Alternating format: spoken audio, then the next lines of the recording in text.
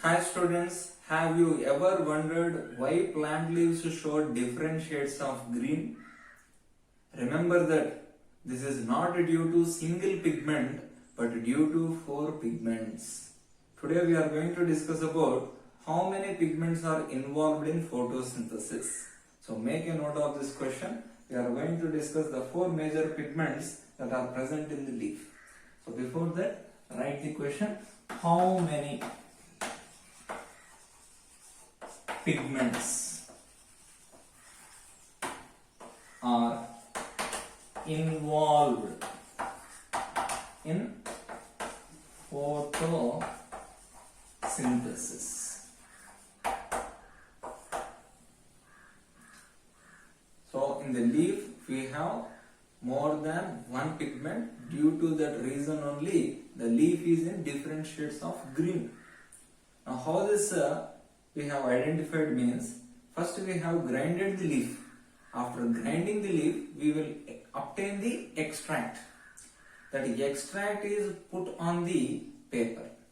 So in this diagram you can identify. So on the paper we are pouring the leaf extract and we are going to dip this paper in ethanol. We are going to dip this paper in ethanol. So the ethanol will start drifting from one end of paper to other end. In this meantime, the pigments which are present in the leaf extract will slowly move towards the other end of the leaf. So in this pattern, the different pigments of leaf has been identified. So first one pigment was very dominantly found in the leaf extract, which was in a blue-green in color. The color was blue-green. So blue-green color pigment, which was officially named as chlorophyll A. Chlorophyll A. And this is the most abundant chlorophyll in the world. Why? Because it is present in all plants. Next, another pigment was identified, which is a yellow-green in color. The color of the pigment is yellow-green. So we called this pigment as chlorophyll B. Chlorophyll B. And another pigment which was pure yellow. So we call this pigment as xanthophylline. And one pigment which was yellow-orange in color. Another was yellow-orange. So this is officially named as carotenoids. Carotenoids. So in this pigment, which is the most abundant in the world, means chlorophyll A pigment is the most abundant chlorophyll pigment. And chlorophyll B is similar to chlorophyll A, but it is having different absorption wavelength. Xanthophyll, which will be confined to only few plants, not found in all plants. Even carotenoids, which will appear as orange yellow, are not found in all plants, but they are present in very small concentration. So that's why, due to the presence of these pigments only, the leaves of a plant show different shades of green. So the chlorophyll B, xanthophyll, carotenoids are considered as accessory pigments. What is meant by the accessory pigment means they have the ability to absorb different wavelengths of light. They have the ability to absorb the different wavelength of light and they send that energy to the chlorophyll A molecule. So chlorophyll A is indirectly protected from photooxidation due to the presence of this accessory chlorophyll pigments.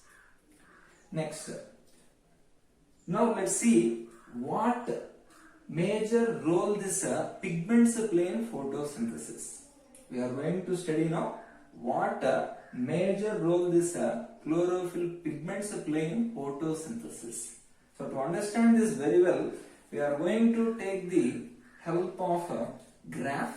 In the graph, you are going to visualize which pigment have the more absorption wavelength and which one is showing less absorption wavelength. So before that, you have to know what is meant by pigment. Pigment or substance which absorb the light at a specific wavelength. Pigments are what means? They are the substance which absorb the light at a specific wavelength. Now let's see this pigment's role in the photosynthesis with the help of graph. So make a note that chlorophyll A is the most abundant chlorophyll and chlorophyll B, xanthophyll, carotenoids are all the accessory pigments, and they protect the chlorophyll A from the photooxidation. They protect the chlorophyll A from the photooxidation and they have the wide range of wavelength absorption. So now I am going to represent the graph. So you are familiar with the wavelength of visible light? Wavelength of visible light that ranges from 400 to 700. 400 to 700 wavelengths. And you are also familiar with Vibgyor, right? That is VIBGYOR. I believe that here we are going to discuss about B, that is blue, G, green, R means red. Now let's use this graph to understand which pigment can absorb more wavelength and at which wavelength it shows a high absorption. Let's take color chart to understand this graph clearly. So the green chalk which represent the chlorophyll A, blue chalk which represent the chlorophyll B, yellow chalk will represent the carotenoid pigment. Okay. Now let's take a look at the graph. How chlorophyll A show the absorption. Okay, we are going to study about the absorption first. Slowly the absorption of chlorophyll A increases when it reaches to the 400 nanometers wavelength. Next, it decreases at one pitch and again it shows the more absorption. And later it shows the decline in the absorption. And again it raises its absorption at 700 nanometers, especially at the red region. So this is the graph. So this is the chlorophyll A. Chlorophyll A pigment, and it shows high absorption at blue and red region. Especially it shows more absorption at blue and red region. Now let's take a look at the chlorophyll B. Chlorophyll B is also almost similar. This is the absorption of chlorophyll B pigment. But it shows, somewhere it shows more increase in the absorption. But on average, if you see, chlorophyll A has the more absorption. So blue color represents the chlorophyll B. Chlorophyll B. This is also showing more absorption at blue and red region. Somewhere it is an average at red region. So anyhow, one more pigment is remaining, that is carotenoid. How this is absorption means this is confined only to the blue region. It is not found everywhere, only it is confined to blue region. That means it can absorb the blue light. Whereas when it comes to the green light, if you observe, at green light decline of absorption shows. That means no chlorophyll pigment is absorbing the green light in the visible spectrum. It is emitting the green light. Due to that reason, leaves are in green color.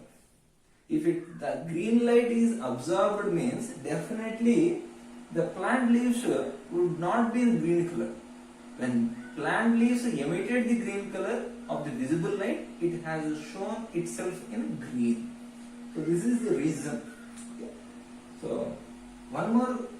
in this graph only you can analyze one thing, that is rate of photosynthesis also calculated. So when they have observed the rate of photosynthesis, this graph will, this line says that rate of photosynthesis, where there is a peak of chlorophyll pigment, same peaks are observed even at the rate of photosynthesis. Rate of photosynthesis means emission of oxygen, how much oxygen is removed, that is what we call it as the rate of photosynthesis. So this graphs showed a similarity with the absorption spectrum of a pigment as well as the rate of photosynthesis. So in this two graph, the blue and red region shows the more absorption.